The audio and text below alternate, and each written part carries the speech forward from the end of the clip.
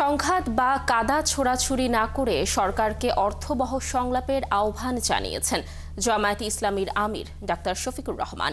আলোচনার মধ্য দিয়ে সমাধানে পৌঁছানো সম্ভব বলেও মনে করেন তিনি। সকালে রাজধানীর আল ফালাহ মিলনায়তনে কেন্দ্রীয় মজলিসে শুরার অধিবেশনে এ কথা বলেন শফিকুর রহমান। এ সময় তিনি দ্রুত সংস্কার করে নির্বাচনের রোডম্যাপ ঘোষণার দাবি জানান।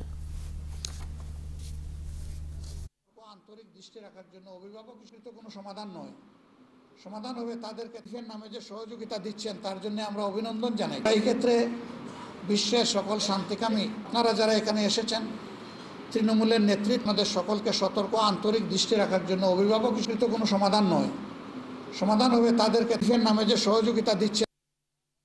সংঘাত এবং কাদা ছোড়াছুড়ির মধ্য দিয়ে জাতিকে আর অনিশ্চয়তার দিকে ঠেলে দেওয়া কোনো অবস্থায় সমীচীন হবে না।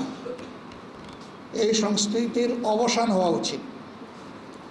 এর জন্য প্রয়োজন অর্থবহ ডায়ালগ। এই দায়িত্বটা মূলত বর্তমান সরকারকেই নিতে হবে এবং তাদেরকে এই ডায়ালগের ব্যবস্থা করে দিতে হবে। আমরা বলেছিলাম যে সংস্কারের একটা রোডম্যাপ দেওয়া হোক, যে এই মাসের ভিতরে সংস্কার সম্পন্ন হবে, এরপরেই নির্বাচনের একটা রোডম্যাপ তার পাশাপাশি দেওয়া হোক, তাহলে জনমনের স্বস্তি এবং আস্থা তৈরি হবে।